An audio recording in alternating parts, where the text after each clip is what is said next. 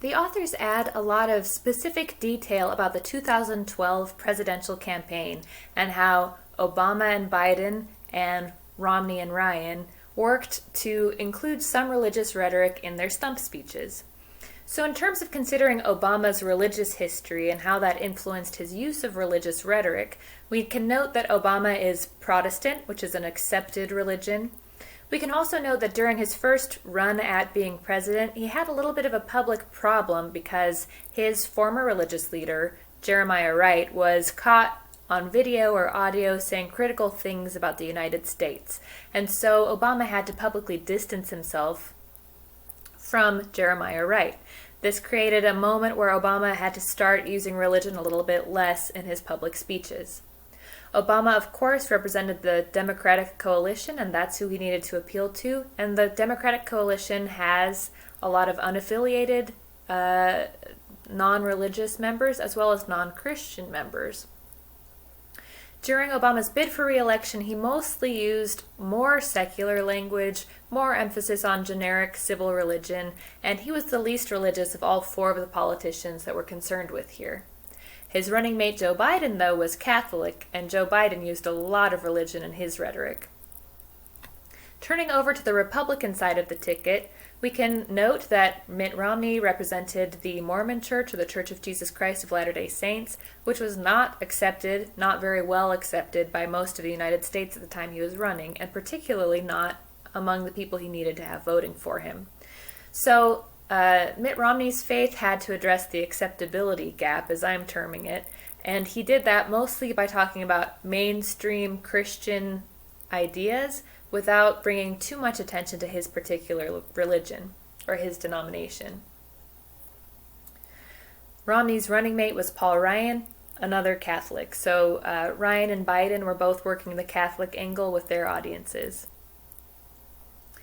Coe and Chapp used a methodology of computer-assisted analysis of 264 stump speeches given by these four politicians during the 2012 presidential campaign.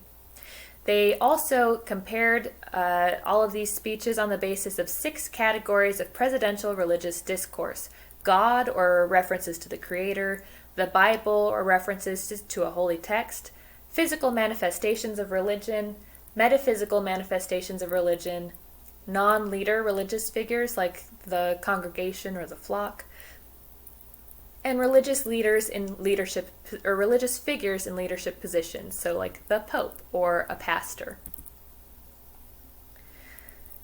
The authors also looked at different counties and the religious composition of the population in those counties to see if that affected whether or not they even got a stump speech, and if there was a difference in the kind of religious tone we saw in those communities. What Coe and Chapp found is that evangelical audiences got ignored somewhat, or at least they were not approached in proportion with their presence in the overall population. And Coe and Chapp supposed that there was an assumption that the evangelical bloc would vote Republican no matter what, so Romney shouldn't waste resources there, and neither should Obama. Although since Romney lost the election, perhaps he should have invested more in evangelical communities.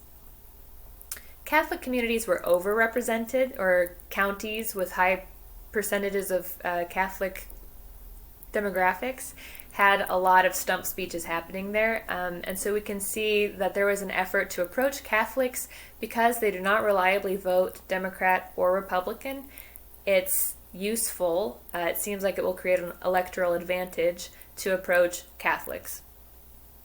Unaffiliated religiously people were also overrepresented compared to their actual presence in the population, which is to say that people who didn't have any religion in particular got a lot of stump speeches, but these people were different based on whether Democrats and Republicans approached them. So Republicans were going after rural, wealthy people, older people, and Democrats were going after younger, urban people, all of whom might not have been part of a Christian faith.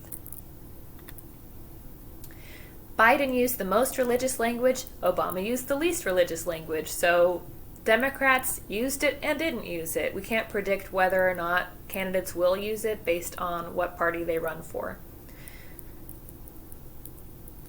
Also, all people running for president are kind of that's their job application, to be president, and all presidents eventually use a little bit of religious language from time to time, at least historically that's been true.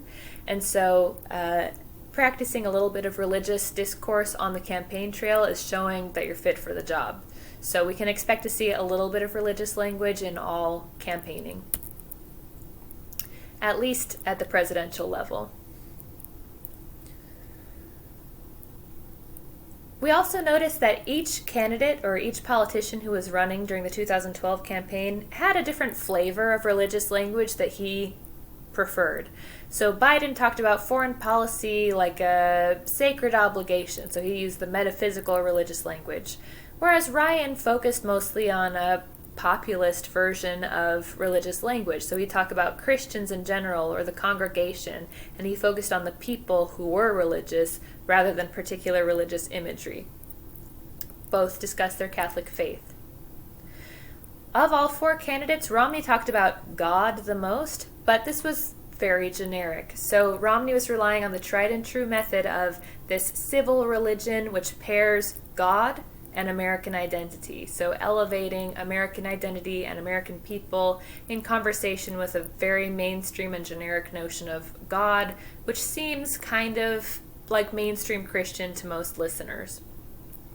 Obama had the least use of religious language overall and less than preceding presidents. And sometimes his religious language was more in the flavor of colloquialisms, like preaching to the choir, instead of a specific religious feeling use of religious language. What we can learn overall here is that candidates played to their strengths. Ryan and Biden emphasized their Catholicism in Catholic counties. Biden stopped being so religious when he was in places that were not aligned with him in terms of his faith. So if he was in a non-Catholic place, he dialed back the Catholicism. Obama appealed more to God in places like the South and other counties where he could reliably predict that the audience cared a little bit more about religion. But usually this would be more like God's blessings at the end of the speech. God bless you, God bless the United States of America. That kind of content showed up more in religious counties. Romney did not change his strategy whether he was in a religious place or a not religious place. He pretty much stayed tried and true, generic, appeals to God, appeals to civil religion. This may have helped him deflect from his undesirable faith, but then again, maybe it didn't.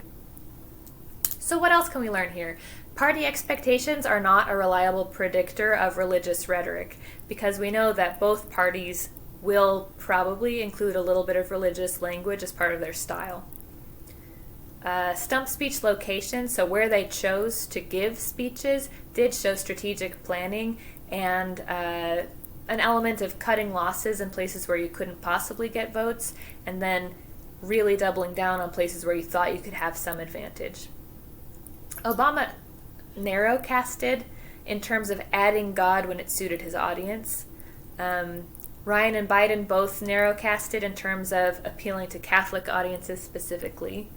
And Romney delivered a consistent and generic performance. And again, Coe and Chapp assume that this is because Romney was compensating for something and the other candidates weren't.